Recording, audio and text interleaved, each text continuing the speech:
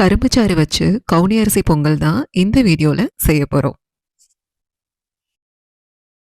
வணக்கம், நான் doctor Sabarigirija, Siddha doctor and founder of Arokya picks and foods.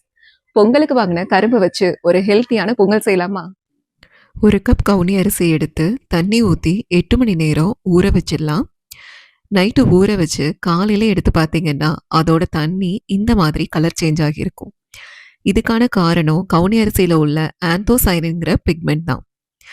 Anthocyanin ஒரு பவர்ஃபுல்லான ஆன்டி ஆக்சிடென்ட் அண்ட் கவுனி அரிசியில் அயன் ரிச்சாக இருக்கிறதால ஹீமோக்ளோபின் ஃபார்மேஷனுக்கும் ஹெல்ப் பண்ணும். கரும்பில் மேலே உள்ள ஸ்கின்னை கம்ப்ளீட்டாக ரிமூவ் பண்ணிவிட்டு இந்த மாதிரி க்ளீன் பண்ணி எடுத்துக்கலாம். அடுத்து அதை குட்டி குட்டியாக கட் பண்ணிவிட்டு மிக்சியில் அரைச்சி எடுத்துடலாம். அரைச்ச பிறகு அதை ஒரு ஜல்லடையில் ட்ரான்ஸ்ஃபர் பண்ணிவிட்டு நல்லா பிழிஞ்சு சாறு எடுத்துக்கோங்க. அடுத்து ஒரு பேனில் 1 டீஸ்பூன் நெய் எடுத்துட்டு 1/2 கப்பு பாசிப்பருப்பு சேர்த்து லோ ஃப்ளேமில் வறுத்துடலாம். மைல்டாக கோல்டன் ப்ரௌன் வந்ததும் வேறு பாத்திரத்துக்கு மாற்றிடலாம். இப்போது ஒரு குக்கரில் ஊற வச்ச கவுனி அரிசி, வறுத்து எடுத்த பாசிப்பருப்பை எடுத்துட்டு அரைச்சி எடுத்திருக்கிற கரும்பு சாறை 4/2 கப்பு சேர்த்துடலாம்.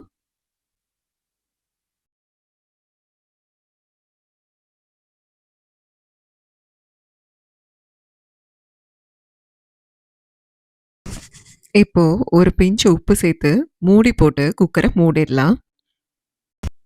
மீடியம் ஃப்ளேமில் 10 விசில் வர அளவுக்கு வேக வச்சு எடுத்துக்கோங்க. இப்போது கவுனி அரிசியும் பாசிப்பருப்பும் நல்லா வெந்து இந்த மாதிரி கிடச்சிடும். இதை மசிச்சு விட்டு இனிப்பு நிறையா வேணும்னு நினைக்கிறவங்க 1/2 கப்பு வெல்லம் சேர்த்துக்கலாம். இல்லை இனிப்பு போதும் அப்படின்னா வெறும் கரும்புச்சாறு சேர்த்ததோடையே விட்டுடலாம். அடுத்து நெய் 2 டேபிள் ஸ்பூன் எடுத்து பேனில் ஆட் பண்ணி முந்திரி, காஞ்ச திராட்சை ரெண்டையுமே மைல்டு கோல்டன் ப்ரௌன் வர அளவுக்கு வறுத்து எடுத்துக்கலாம்.